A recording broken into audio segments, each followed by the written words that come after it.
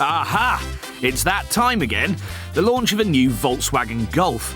Mark V of a series that gained icon status early on, but gradually lost its charm by becoming a fat blob. But this time, Bernd Pischetsrieder, that's the boss of VW, reckons that the Golf Mark V is going to claw back some of that iconic status. He also reckons that it's going to seriously poop on contenders like the Ford Focus and Renault's Megane. In fact, he's so confident it'll become a cult, he's had the town where it's built change its name. It's no longer Wolfsburg, it's Golfsburg. But the VW boss can't rename everywhere in the world. So what's this Mark V got to rely on?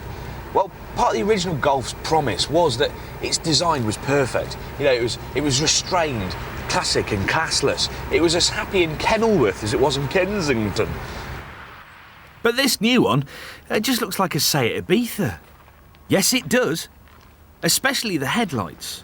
OK, the side is more traditional Golf with a high waistline and a big thick C-pillar. But you get back to the rear and it's Seat again, especially with this badge bootlidy thing. In a world where car icons are things like Smarts, Audi TTs, Range Rovers, the new Mini, and the Megane's bum, the Golf's cool credentials are found wanting. The new Golf simply doesn't look radical enough.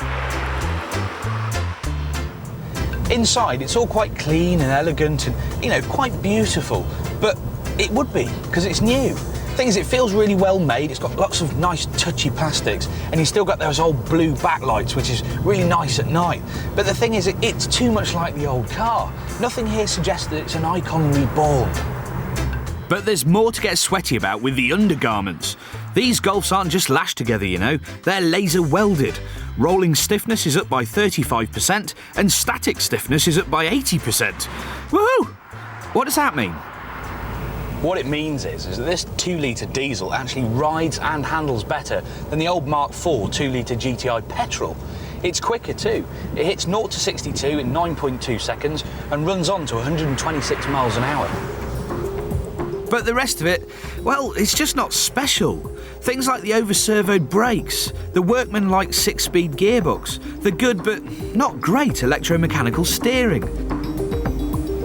And the worst part is, they've not given us the car that's going to make this an instant icon, a new GTI.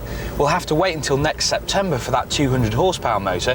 At the same time, we'll get a 275 horsepower V6, which is the one I kind of really want to see. For the moment, the fastest Golf is this diesel, and you'll have to make do with shouting about the 52.3 miles to the gallon. Great, but is this the stuff of icons? Well, you never heard Elvis shouting about fuel economy. In the UK, we'll also get a slower diesel and a couple of rather lethargic-sounding petrol cars, starting with a 75 horsepower 1.4. Will it move? But there's just one thing that might maintain the Golf's status. Prices are distinctly premium. From about £12,000 to £18,000, they're £1,000 to £1,500 more than the competition. OK, so what we've got here is a perfectly acceptable car. It's better built, it's better to drive, and it's hard to actively hate the way it looks. Trouble is, we were looking for an icon reborn, something exceptional. And what we got, well, it's just another car.